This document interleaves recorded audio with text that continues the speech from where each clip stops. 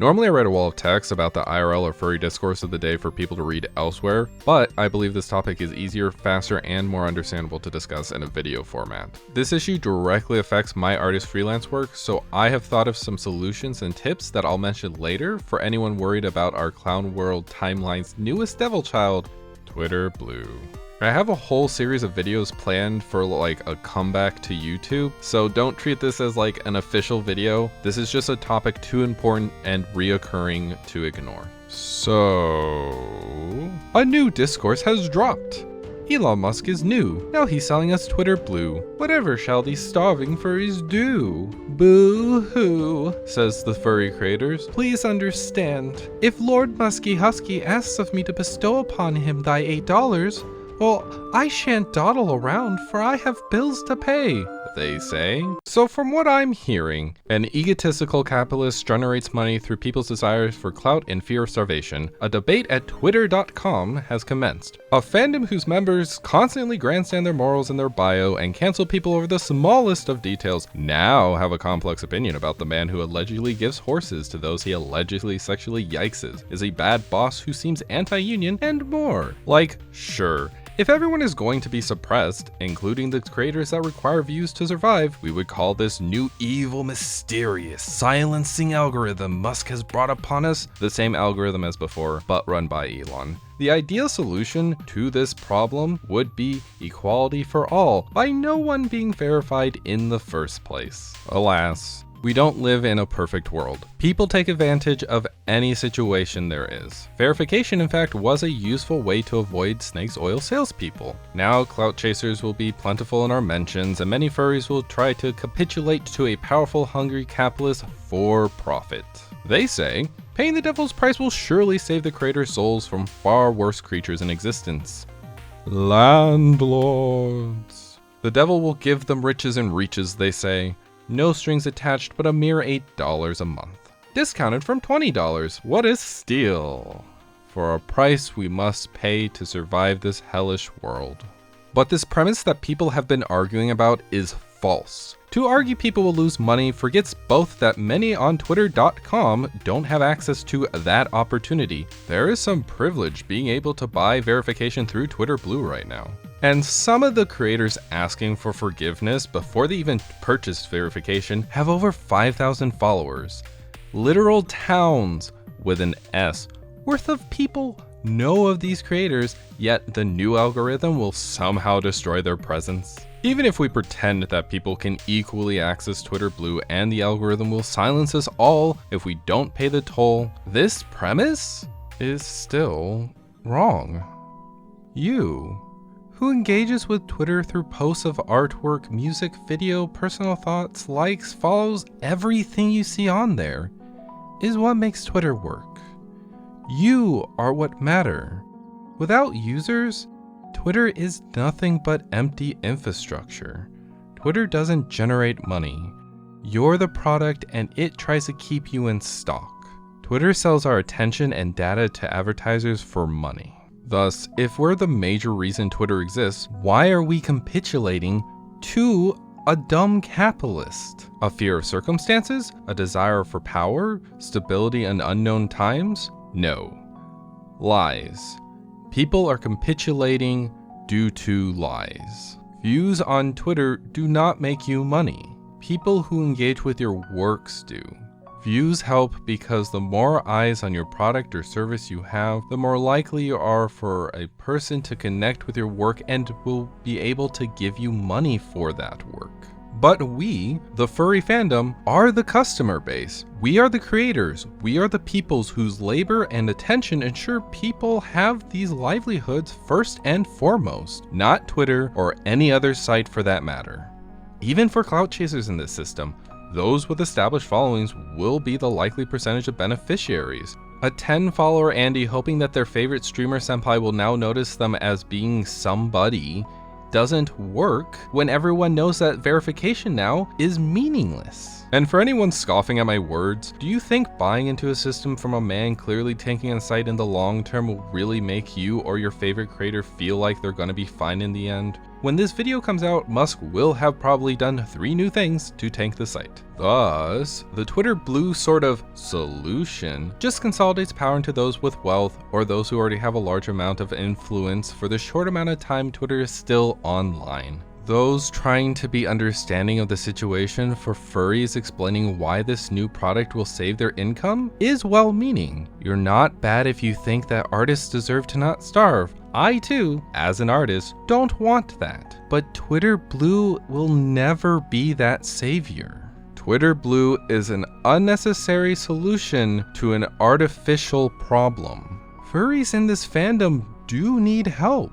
We, the fandom, need to be our own saviors. Yes, furries love each other just as much as they have disagreements, rivalries, petty grudges, and more. Heck, even some furries are awful conservative fascists. But everyone needs to remember that furries are a collective of people. The fandom isn't just a cute fursuit looking, furry wheel of drama spinning, same couple of popular wolf drawing, buy me a commission daddy group. This fandom is about people helping many other people in their lives while being called a nickname referring to a funny looking humanoid animal. The worth that all of that gives to our lives, I don't think can ever truly be quantified. The fandom is the person who lurks and shares the works of hobbyists and freelancers, the person who conjures up ideas through many mediums influencing our lives or identity. It's the teams dedicating time to building physical spaces for our get-togethers. It's the lifelong friends across the globe that we make along the way. It's the loved ones we'll keep close to our hearts, even when they're no longer here. Furries are a lot of amazing things, and we all deserve better than this dumb, hostile bird site. Everyone deserves better than this, in fact. Yes, even the fascist furries being dumb little shits in their echo chambers, which by the way Twitter has not dealt with, they deserve to explore their identity, a living wage to have tools that allow them to express themselves, easy access to education on maybe not being a dummy fascist that learns many walks of life like many other furries have done to become such amazing people, and more. The point of good ideals isn't to win against a team, isn't folding the moment there's pressure, isn't a collectible pin you add to your conceptual camper sash, and nothing more. It's to better people's lives and to better our own. One of the reasons I really considered making this video was because I saw multiple people who have demonstrated that they want a better future and talk and be vocal about that better future, just choosing the worst possible outcome of this situation out of fear. Now, I can already hear in the rain of comments and the cloud of disagreements pouring down to go, Core, why didn't you retweet insert here issue then first? Why focus on Twitter? You're a big poppy fur. If you wanted to take action on this, then you should have taken action on a real issue like insert here. You know why I and many other people haven't taken action on insert here situation? 'Cause it's depressing. All the time I see bad story after bad story after bad story, as I can do barely anything to stop it. I live in the US, picking up a history book and learning the many atrocities done on this landmass alone that affect us to this day is a casual pastime. People suffering in the current year on Twitter is just another chapter in that book. Constantly going, oh yeah, I'll help the hundreds of desperate people tweeting by retweeting them on my timeline. It doesn't do much when viewers are numb to it, hopeless, and tired by these stories. Apathy is a corruptive and monstrous force. And I'm in a developed nation. Sure, we have GoFundMe healthcare here in ye old good US of A. But what about other places with less? What about all the other horrors of the world looming over the blue dust particle floating in the vast, cold, empty universe? At a certain point, it just feels hopeless. Actions taken do very little to nothing. Life just kinda happens to us. Life feels like it's always gonna be like this, I guess. But Twitter Blue is different. We can actually affect this for once, because I don't know if you were listening before, but Twitter is a website. a server that loads a file onto your computer over the protocols of the web to distribute you to the hashtag content when you ask for it. The discussion right now of people going for Twitter Blue mirrors a lot of bad actions from our past of people trying to selfishly not get caught in the wave that will destroy a bunch of people's lives by becoming part of the wave that harms others, which historically turns out bad for most people in the end, even those who paid to get out of the problem. But there are more easy and accessible actionable solutions that we can take, some of which is already being discussed in the discourse. Twitter is not the internet. Have a look around. Anything that brain of yours can think of can be found. We've got mountains of websites, some better, some worse. If none of it's a ninja's, well then you'd be the first. Creators moving to a new site should have already had a 5 that they've been on for years now, but we'll discuss that in a bit. It should be noted that the furry fandom specifically has a lot of furry-only sites that people have already used or will be using it to some capacity. A lot of those sites are small enough to where you can directly affect what the website is doing instead of someone basically untouchable like Elon Musk running random ideas across a major platform. Like, look. My vocal disdain for Furfinity is a very well-known fact about me. FA's history, when you look into it, is a big yikes, which is why I talk about it. And yet, dear FA leader Dragoneer loves to watch me trash on FA all the time. Yeah, I know your secrets, Dragoneer. Your stare doesn't elude me. I see what you're into, you dirty digital beast, you. But in all seriousness, the amount of community building tools we have for any furry endeavor is super easy to imagine when you realize that even major furries in the fandom for sites, convention, groups, creators, basically everyone you see are people you can easily contact, or may even be aware of your existence already. But furries want more than a furry website at points. They want social interaction from around the world. So let's talk about the power that we hold, especially as furries. So let's discuss why Elon wants your $8 so badly. You may consider $1 to be something really small, nothing even. Through a money payment processor, it's even less. From a quick search, we can see PayPal and Patreon both take a percentage of the earnings. The ending result can be very pitiful to kind of okay. And if you add government tax onto that, that becomes a lot worse. That handful of cents is just not gonna go very far. But if 250 people show up with $1, through PayPal, that's around $120. Patreon, that's around $212. One person with a few cents is poor, but many people with cents together can make a lot of money for food, rent, and more. So what if 500 people showed up with $1? 1,000? 10,000? Divided, we're starving. United, we're thriving. We can see this real-world effect through furries' charitable givings, such as in 2019, 11,000 attendees at Midwest Fur Fest gave $224,000 to felines and canines, which is amazing. Now, other years have been less than that, but if you understand that there's only so many people that go to cons, but then produce that much money, then we can understand that we have a lot of money in the fandom that could also help the humans in it. Elon's goal to charge $8 is to just get the money back he used to purchase Twitter. Sure, some of it may go to help Twitter, but most people understand that he just wants his billions, with a B, back. Unlike us, we're the fandom that keeps making charities cry in joy via our generosity. The fandom that stopped a bigot's destruction of a library via our resistance and voice. The fandom that'll keep having these triumphant stories via our will for life to be better. For as much as the internet laughs at furries, we furries literally run the internet. I'm not joking. High technical skill people are in the fandom. The suspiciously wealthy furries aren't suspiciously rich. They are just people with well-paid jobs like running the internet. giving medical care, flying planes, and more. Sorry to solve that mystery for any of you out there that didn't know. It's not a suspicious thing. So, furries can be on any website and be fine, because we can prop up ourselves. Thus, if a site like Twitter is becoming so hostile to our way of life that we have to have discourse about how we have no power to stop this evil billionaire from wrecking everything, something has gone terribly wrong. Many furries have forgotten or do not recall furry history. Why don't we do the furry thing and take some real action? Have at least 5 websites that house your works.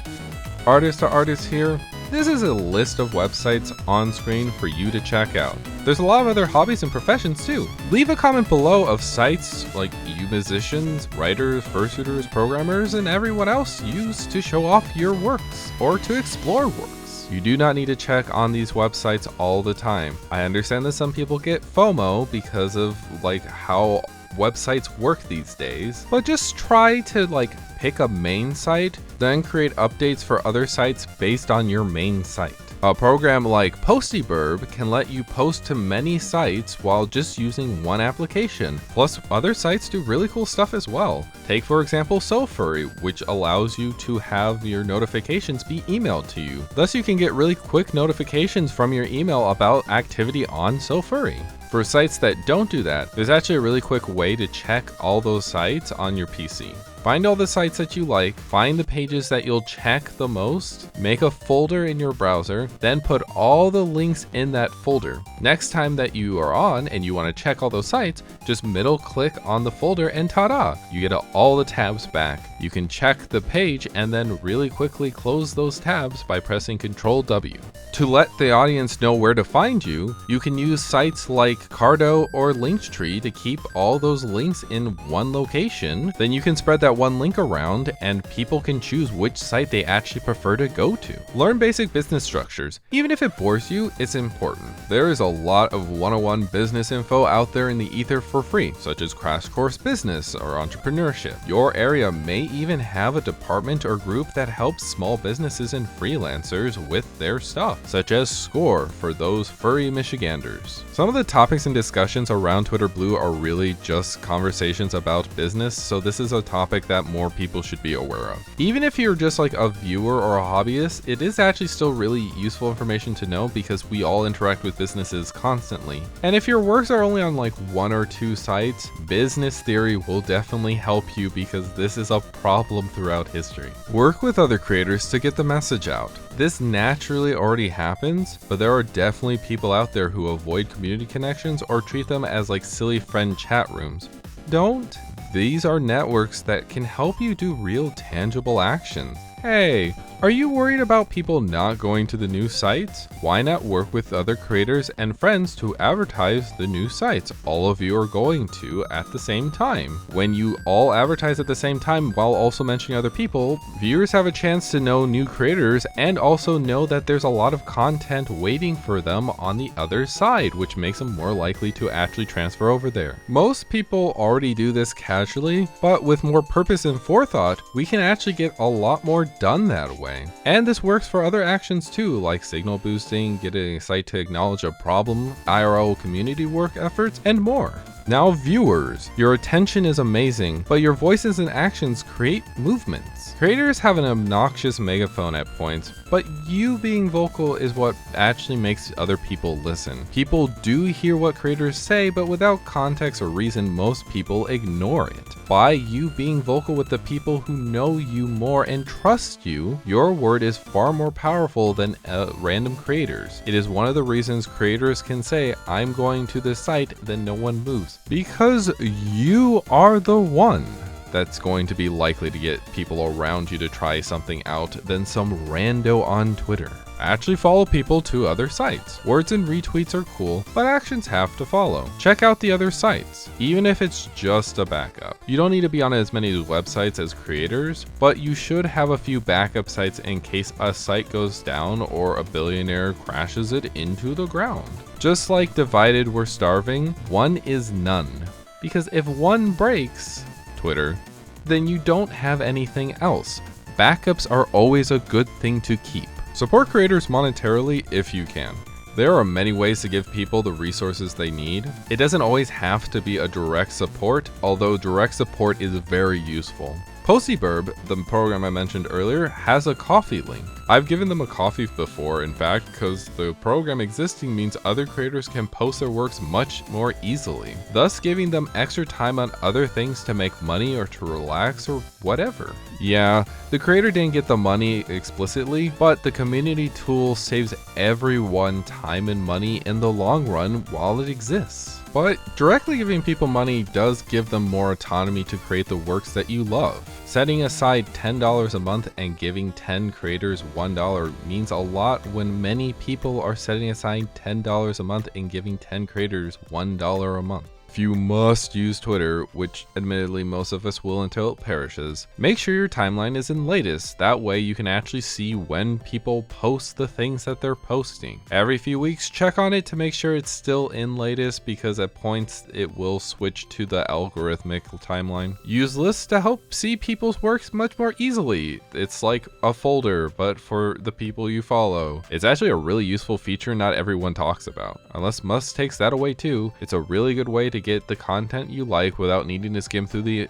whole timeline, because you're organizing who's in those lists. For both creators and viewers, support your local newspaper. This sounds like a weird pivot, but if you know what's going around in your local area, you may find that there's a lot of resources locally to you. Furries can be a little bit of a self-contained society, but the rest of the non-furry world is doing a lot of great stuff too. The fandom becomes better when we get knowledge from all over the world and reinvest that knowledge into our works, discussions, and more. Plus, it's really nice to see good news in your area and see like the nice things people are up to around you. The papers I've supported usually have like a $1 promo for a few months, so you can see if your local news is good, or you can see if another town has a digital paper that's better fit for you. Plus, knowing your local area more means you can find or create spaces for local furries. Build up networks so that if there's a disruption in your life, there's more immediate people in your area that can help out rather than Twitter reassurances. Talk with others. The fandom is really cool and has amazing people in it. Take advantage of that. If you feel like you can't engage with others, a good piece of advice is just do it. Just try. There's definitely some bad furs in the fandom, but most people are really cool to talk to, and getting over that barrier is actually a really nice feeling. As someone who used to be a nervous wreck, talking to people really helped make me not as much of a nervous wreck. Talk with your friends about issues in a productive way. Yes, I understand I keep going about this point, but communication is very important. If you don't have friends, find a hobby you like, go find furries with the same hobby, and interact. Good friends really help with your health in general, so just do that for yourself. If you have the friends though, they're really helpful in a lot of situations, but in the fandom and in general life, there's this weird no politics vibe at points. Twitter being taken over by a billionaire is political.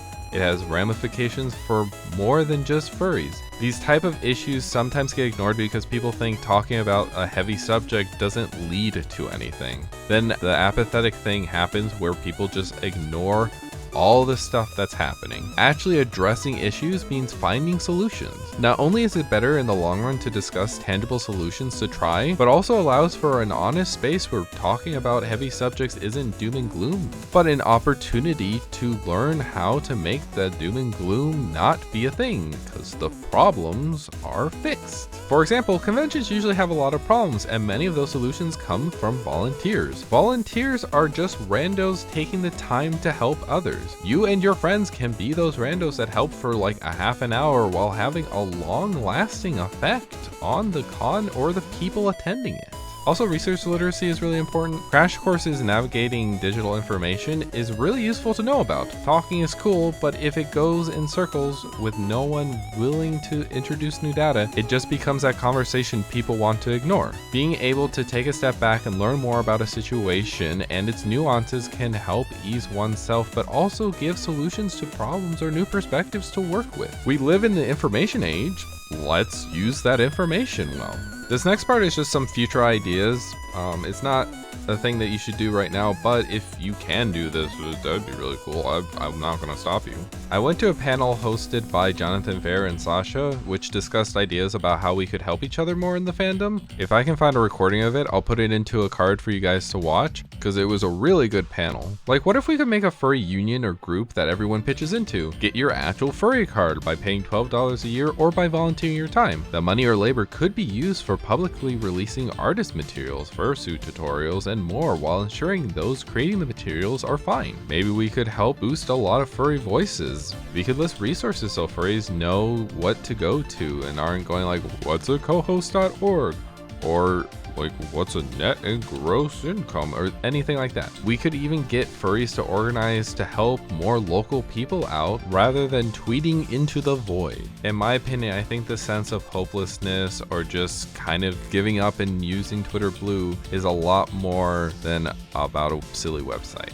Having a more stable website will help right now, but it does seem like we need more stability in our lives beyond the website. That touching grass is actually good advice for our well-being. To be honest, for this future idea, I'm not fully sure how to set that up myself. I'm always trying to implement my own little things to maybe get to that end goal, but like anyone else, I'm still learning, and that's okay. Trying your best and knowing the skills and limits that you have right now is the most important part of any of this. For someone like me, I'm a dummy thick artist, so I know I could help draw up some promotional work or card design or something. All of us have major skills that we can use, or even just have some experiences that could help other people who are experts in their subjects complete their jobs much better. When I was a stand-up forklift operator, sometimes the most important person on the task was the person lifting up boxes onto pallets or helping with paperwork. There are accountants in the fandom that could manage the money of causes like a union or a guild, lawyers to know how to structure it, coordinators to know how to put people in their most efficient and healthy roles, and all of that done under a transparent lens. I promise you, every single person listening to me right now has something they can contribute to ensure that our fandom keeps being an amazing place of people doing amazing projects.